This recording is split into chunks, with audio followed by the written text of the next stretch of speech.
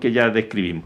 Ahora sí, vamos a ir a ocuparnos de este conflicto que nos tiene altamente preocupados, ¿no? Y vamos a tomar contacto entonces con la doctora en Ciencias Políticas y Sociales, abogada y directora del Centro de Estudios Europeos de Concepción, Paulina Astroza, académica de la Universidad de Concepción. Paulina, qué gusto saludarte. Muchas gracias por la gentileza de esta conversación. Gracias a ustedes por la deferencia siempre de llamar y de querer que uno pueda entregar una visión desde acá, de la Universidad de Chile, de la Universidad de Concepción. Paulina, bueno, partamos por una cosa más bien general. ¿Dónde estamos para hoy día en esta circunstancia entre Irán e Israel y Estados Unidos, por cierto, que es un protagonista más, con las últimas declaraciones y actitudes de Trump que sugiere ingresar al conflicto directamente, después dice que no, después dice que sí, aparentemente se mueven portaaviones, en fin, mantener y jugar un poquitito con una circunstancia extremadamente peligrosa como es la que se puede sostener que se está viviendo en este momento en esa zona, ¿no? Bueno, yo creo que en parte lo que está ocurriendo con Donald Trump es lo que ha pasado en estos 4, casi 5 meses, y que es claramente una actitud bastante errática, tanto en esa situación como en tantas otras, desde la guerra comercial, lo mismo que estabas comentando sobre lo que debiera ser digamos, la Fed en Estados Unidos, etcétera, con esos idas y venidas en el cual uno lo que puede afirmar es que Donald Trump no hay una estrategia clara de lo que quiere hacer, tampoco en este conflicto, y segundo, que varía mucho de humor las decisiones que toma, y es absolutamente impredecible en las jugadas que hace, en el cual ni siquiera cuenta con 100% el apoyo de su propio partido, informaciones que entrega gente que está muy vinculada con lo que está ocurriendo efectivamente en los programas nucleares o el programa nuclear de Irán, que se contrapone a las declaraciones del propio Trump. Entonces, por supuesto que hoy día es una situación absolutamente compleja, no solamente por los ataques de Israel a Irán, Irán a Israel, con que estamos en presencia de un Estado nuclear como Israel, que oficialmente no reconozca tener el arma nuclear, con un Estado que tenía un programa y que tiene un programa de enriquecimiento de uranio y atacando justamente a estas centrales nucleares, y con esto de no saber si realmente va a haber una intervención de Estados Unidos o no. Pese a que las últimas informaciones que acabo de leer, y por supuesto por los movimientos que ha habido de portaaviones y de otros, digamos, de armamento por parte de Estados Unidos, y las alertas que se han hecho por parte de otros estados para que sus residentes salgan de la zona de conflicto, es que fuentes habrían señalado a medios como Reuters y Wall Street Journal que efectivamente Trump habría dado la orden para atacar y que eso podría ser inminente. Ahora, como sabemos, él puede retroceder y perfectamente quedar esto en nada, pero por supuesto es peligroso. Una orden de atacar, en este sentido, es una orden de atacar vía misiles, vía movilización terrestre. ¿A qué se podría enfrentar en este minuto Irán en lo directo, pero el mundo en general, digamos? O sea, parto por el final. Es el mundo el que va a estar en una situación muy compleja, no solamente desde el punto de vista de la tensión, como yo señalaba, en una zona que de por sí tiene una complejidad superior por el hecho de que aquí hay un factor nuclear, y eso siempre es de extrema peligrosidad, sino que además porque esto significa un factor de inestabilidad y desestabilizador de una zona que ya ha tenido demasiadas décadas en esta situación. Entonces, esto no va a venir a arreglar ni a estabilizar una zona no va a traer más paz a Irán, a Israel, que es supuestamente el objetivo que tiene y que ha tenido esta operación de alzamiento del león, que partió hace 7 días de Israel en contra de Irán, sino que al contrario, es un factor de desestabilizador de esta zona y donde sabemos cómo empieza pero no cómo termina. Y a mí este escenario me recuerda mucho a la guerra ilegal del año 2003, cuando Estados Unidos y algunos aliados atacaron sin el mandato de Naciones Unidas a Irak por la supuesta posesión de armas de destrucción masiva. Cuestión que se comprobó que no existía, ¿no? Además, es que por eso que el escenario actual a mí me recuerda mucho a aquella situación, y lo vengo diciendo hace varios días.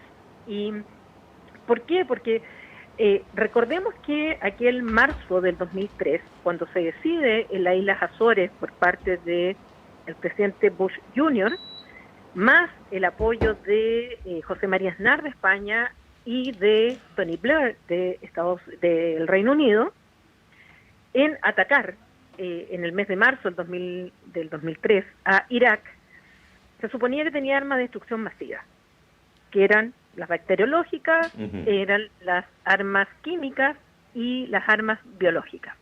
No se decía que Irak tuviera más de armas nucleares como en este caso. Y lo que se probó después, no solamente se probó de que no había dichas armas, sino que además el mismo, el que era el ministro de Relaciones Exteriores, el secretario de Estado, Colin Powell, sí, después reconoció que efectivamente a él le habían hecho entrega, tanto la CIA como el Pentágono, de información falsa. Y él lo dice después. Y además en el Reino Unido, el Senado, digamos la Cámara Alta del Reino Unido, Lord Chilcot, hay toda una investigación si es que efectivamente había habido un peligro inminente de ataque por parte de Irak y que ponía en riesgo la seguridad internacional, y se dijo que no, y que Tony Blair había exagerado aquel supuesto riesgo inminente de ataque, por lo cual justifica lo que se llama la guerra preventiva o la legítima defensa preventiva. Estoy diciendo lo mismo, porque ¿qué es lo que dice Irán? Que Israel está diciendo que Irán tiene armas de destrucción masiva, en este caso nucleares, con su programa, que habría avanzado en el enriquecimiento de uranio y que ya estaría con la disponibilidad de ataque, y por lo tanto, para prevenir eso, para prevenir un ataque a Israel o aliados, es que van a atacar. Cuando en las declaraciones que ha hecho el director de la Agencia Internacional de Energía Atómica, AIEA, que es de las Naciones Unidas, que tiene su sede en Ginebra, Rafael Grossi, él dice: nosotros no podemos afirmar que Irán haya avanzado en el enriquecimiento de uranio y que haya llegado al nivel de ser un arma militar de ataque. Nosotros no estamos en condiciones, somos los observadores en terreno. Paulina, perdona, déjame agregarte que la jefa de inteligencia de Estados Unidos, Tulsi Gabbard, que acudió al Senado ahora, recién en marzo, a hacer un informe, señaló que no tenía armas nucleares Irán. Y consultado Trump sobre el tema, dijo: no me importa lo que ella diga. Entonces, solo para agregarte el punto, para ver lo parecido a lo que tú estás señalando respecto de lo ocurrido en el 2003 con el caso de Irak, digamos, donde no importaba la evidencia, sino que lo que importaba era la decisión aparentemente ya tomada. Efectivamente, yo creo que justo yo voy a llegar a esa declaración porque es otra que está, digamos, en la polémica, porque esa es la información justamente a la cual yo me refería, que por parte de agencias de Estados Unidos están diciendo: Irán no tiene el arma nuclear para atacar porque no ha llegado a esa capacidad de enriquecimiento del uranio. O sea, lo están diciendo en el propio Estados Unidos. Ahora, ¿cuál es la tesis en la cual yo creo que es como viendo un poco la historia de lo que ha significado este conflicto entre Irán e Israel durante tanto tiempo, tantas décadas? Que obviamente Irán ha sido financista de los grupos que han atacado a Israel. Claramente está detrás de Hamas, en De el caso Hezbollah. de la Franja de Gaza, está detrás de Hezbollah, De Hezbollah, por en el cierto. caso del Líbano, los llamados proxy, evidentemente están detrás. En Siria habían también iraníes que estaban ahí en lo que ha significado la guerra de Siria. Por supuesto que también acercándose a Israel. Y Netanyahu siempre ha querido atacar a Irán y siempre ha tenido en la mente atacar esto del programa de las centrales nucleares donde estarían enriqueciéndose uranio. Y quien siempre ha tenido el poder de frenar a Israel de ejecutar un plan como este es Estados Unidos. Estados Unidos hoy día aparece como el único posible de frenarlo. Y así fue con Obama, y así fue con Biden, y así ha sido hasta que llegó este segundo mandato de Donald Trump, donde además de retirarse de los órganos multilaterales y tener una política exterior que está haciendo retraerse Estados Unidos de las decisiones mundiales, por ejemplo, irse al G7, Ujú. le está permitiendo a Netanyahu tener el camino libre para hacer lo que está haciendo. Entonces, es algo que Netanyahu siempre ha querido. Pero hoy día el escenario está dado por este presidente tan particular, y más aún este segundo mandato, de tener el campo libre. Y ahí, bueno, ante los hechos, Estados Unidos, y sobre todo alguien como Trump, no va a dejar solo a Israel en esto, y es por eso que está esto tan dubitativo de que va a apoyar o no va a apoyar con un ataque directo, que será... la verdad es que la capacidad de Estados Unidos es amplísima, Sí, claro. desde misiles, desde portaaviones, desde las bases militares donde tiene armamento ya instalado, y siempre ha tenido también en la mira a Irán. Desde que Irán dejó de ser el gran aliado, digamos, con la revolución de los ayatolás, por allá por los 80 El ya. 79, 1979, 79. la caída del Shah. La caída del Shah Reza Pahlavi.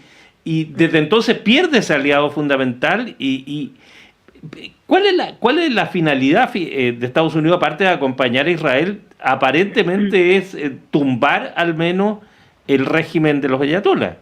Exactamente, por eso que me sigue recordando el escenario de Irak del 2003, porque Irak del 2003 no solamente era atacar a Irak para que supuestamente contenía esta arma de destrucción masiva, no atacara a Israel y a otros aliados de los Estados Unidos, por lo tanto, lo que se llama legítima defensa preventiva, no reactiva, es decir, no esperar que a uno lo ataquen y uno se defienda, sino que uno ataca antes, porque, según esta teoría, que no tiene una base en el derecho internacional, vale decirlo, no está en la Carta de las Naciones Unidas, sería justamente para evitar que a uno lo ataquen, ante este riesgo inminente de ataque. Y, bueno, en este caso está ocurriendo lo mismo, pero lo que hay detrás es hacer caer al régimen, como ocurrió en la segunda intervención, en la Segunda Guerra del Golfo, el 2003, donde finalmente muere en la horca Saddam Hussein, y en este caso, claramente lo que quieren no es solamente proteger a Israel, de esta amenaza nuclear en contra de Israel, sino que hacer caer al régimen de Jamenei. Cosa muy difícil, ¿eh? Ahora, cambiarlo, ¿por qué?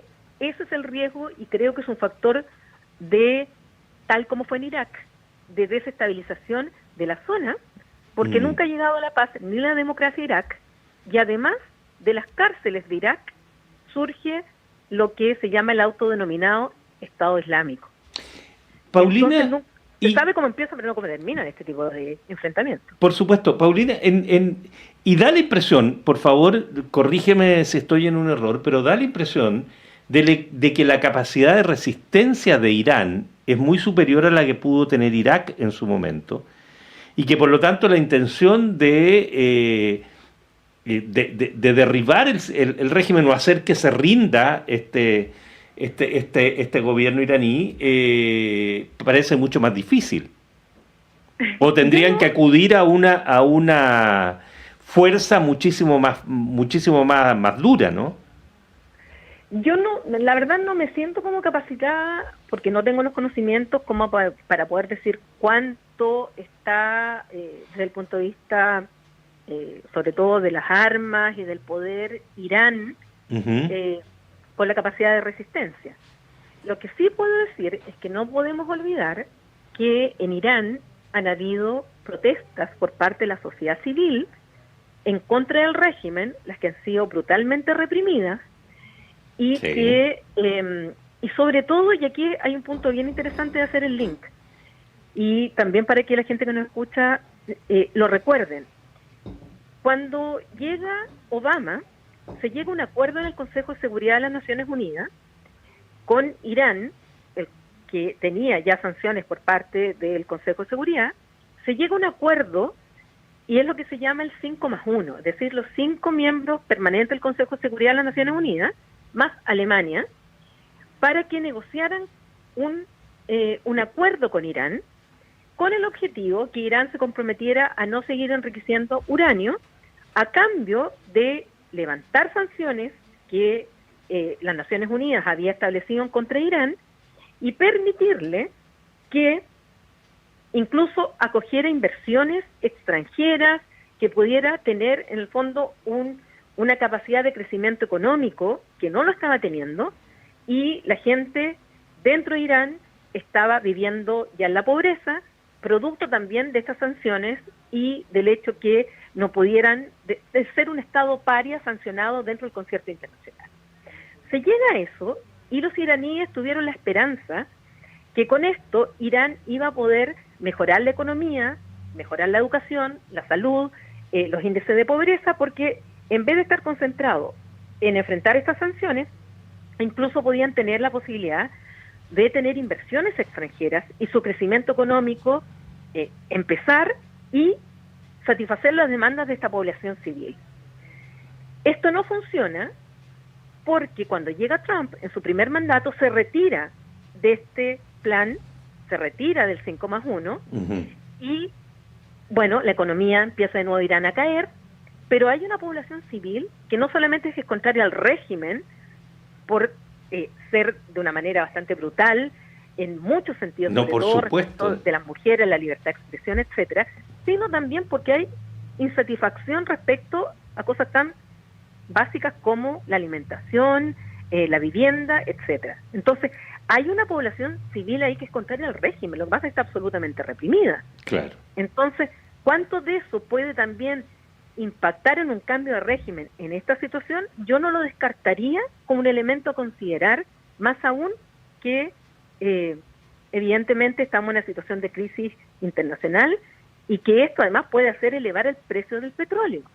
Lo que el precio del petróleo puede transformarse en un boomerang para el propio Donald Trump, porque le va a significar inflación dentro de Estados Unidos, y que es lo que él le prometió a su gente que no iba a ocurrir, que no iba a intervenir en acciones militares, y por otro lado, que iba a bajar la inflación. Entonces, hoy día apareció una encuesta en la cual la gran mayoría, cerca de un 60% si no me equivoco, de YouGov, planteaba que los estadounidenses están en contra de una intervención en Irán. Ahora, estamos un poco en manos de personeros y líderes políticos difíciles de predecir. Un Netanyahu que está también avalado por los sectores más ultraconservadores y más integristas religiosos del mundo israelí, por los ayatolás y por Trump. Entonces, sí, imaginar una mesa de negociación razonable que pueda buscar una salida pactada es como ingenuo, ¿no? Además, por otro factor, porque cuando yo decía que el único que puede parar a Israel, a Netanyahu, es Estados Unidos, que ha tenido, sobre todo desde la caída del muro, el cambio en el sistema internacional, del sistema bipolar, es la gran potencia que ha logrado controlar mucho de lo que pasa en el mundo.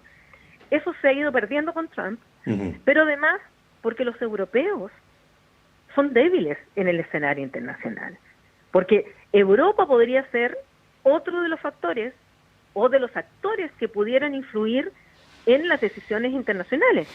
Y nosotros nos encontramos con una Unión Europea que, por cierto, no tienen los órganos de la Unión Europea no tienen la competencia en esta materia.